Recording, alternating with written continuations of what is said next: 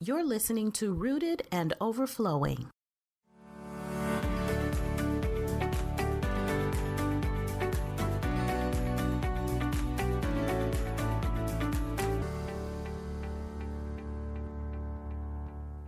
Welcome to episode 2 of Rooted and Overflowing. I'm Letitia Evans. Thank you so much for your overwhelming response to episode 1. That was my conversation with Carmela Hill, also known as the mental healthologist. If you haven't heard it yet, give it a listen and gain insight on ways we can care for ourselves and safely look out for others.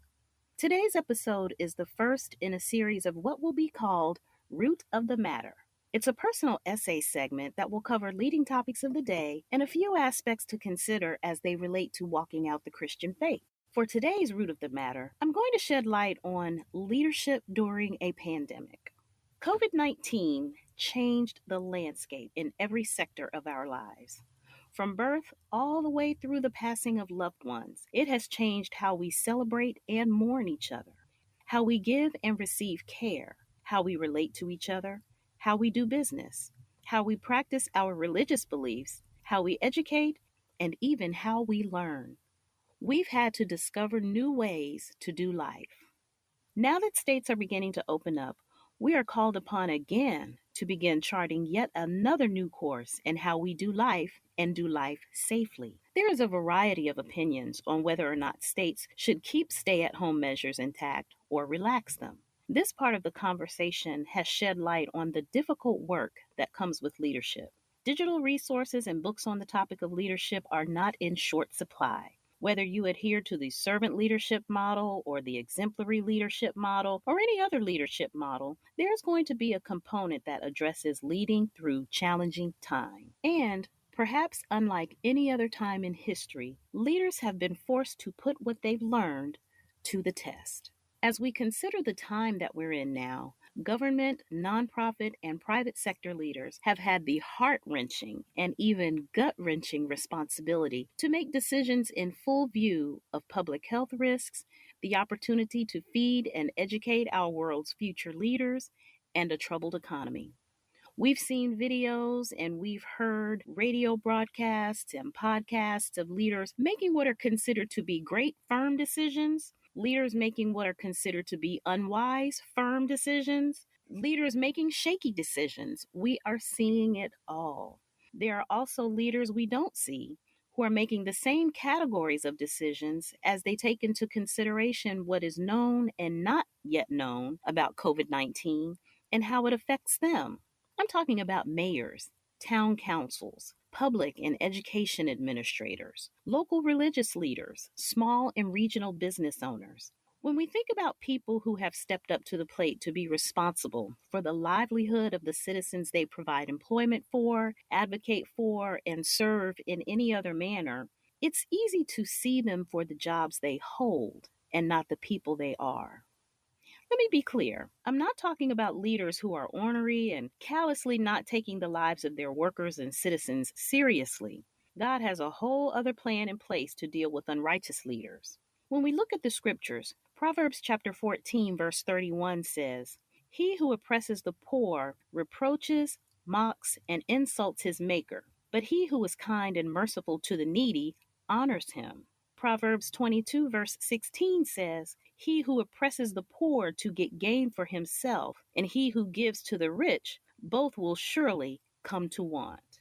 The leaders I'm talking about are the people who took up the charge to use their voices and expertise to provide an environment for people to make lives for themselves and their families.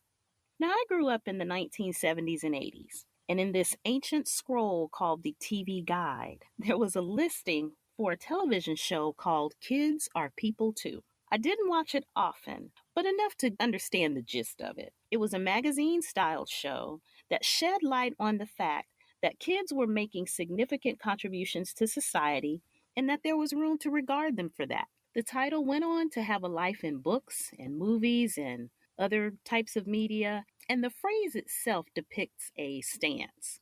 It says that even though I may occupy a particular category, behind my role or behind where you might see me fit in, I'm still a person. Throughout the stay at home orders during the pandemic, I was challenged to consider that leaders are people too. They have families, they have friends, they have fears, they have anxieties too. They need haircuts, they need manicures, they need toilet paper. Hello. They want a vacation. They want solid answers. They have to process negativity and they have to endure shade and drama and still show up on the job the next day, ready to take on the world. Literally. In COVID 19, leaders are literally showing up every day to take on a world problem. They want for this to be over so that they can start living again safely. Everything that we need, they need. Everything we want out of life, I'm quite sure that they want it too. Just like God has a plan for leaders who lead from a lens of unrighteousness, God has benefits for leaders who seek to do the right things and have the people that they lead in mind. Proverbs 16:12 says, "It is an abomination for kings to commit wickedness, for a throne is established and made secure by righteousness." In other words, leaders who lead with integrity can expect to continue to lead. Their leadership is established. Proverbs 29:4 says, "A just king gives stability to his nation, but one who demands bribes destroys it."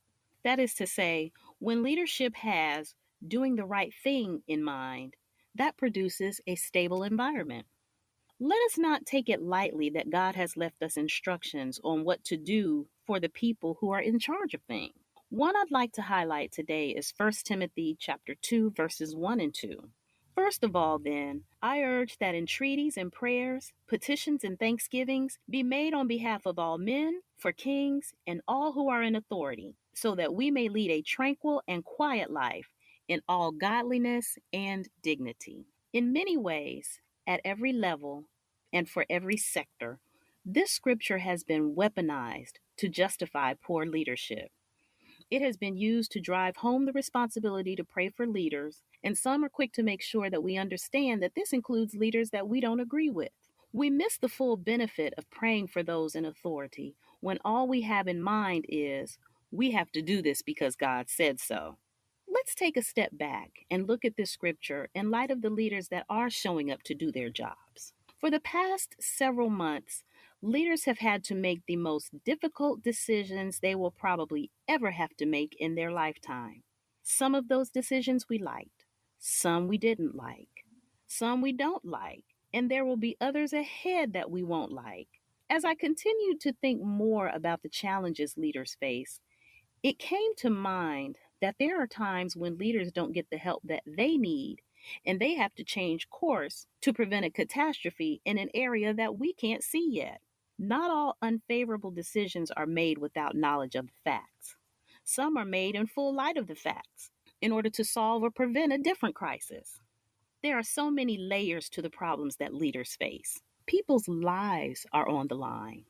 Yet, in the end, I find solace in two things. The first is that I believe that any leader at any level and in any sector would expect for the people that they lead to make decisions that are in the best interest of their health, well being, and safety, particularly as we live through the coronavirus pandemic. Regardless of what changes they decide to make, they expect me, as a citizen, to do what is best for me and for my loved ones. Secondly, I take true solace in Psalm 24, verse 1, that says, "The earth is the Lord's and the fullness thereof, the world and they that dwell therein. This world belongs to God." A few weeks back, I heard Minister Kelly Agueze say on one of her morning broadcasts a phrase to the effect that God knows where the end is. I still get chills and hope when I think about that. God knows where this pandemic ends. He knows where the calamity ends. He knows how far all of this is going to go. And I encourage you to hold on. Yeah, it sounds trite. We say it all the time, but it's very true. Just when you feel like you want to let go and give up and just let life happen, I encourage you to hold on. Don't let go. Don't let go of God, and don't let go of your mind during this time. Receive the peace that Christ offers and take life one day at a time and one safe decision at a time. God bless you. Thanks for listening to this episode of Rooted and Overflowing. You can listen and subscribe at Podbean, Apple Podcasts, Google Podcasts, Spotify, Stitcher, or through your RSS feed. Please tell a friend about Rooted and Overflowing, and after a few episodes, I'd love for you to rate and review the show. Thanks for listening.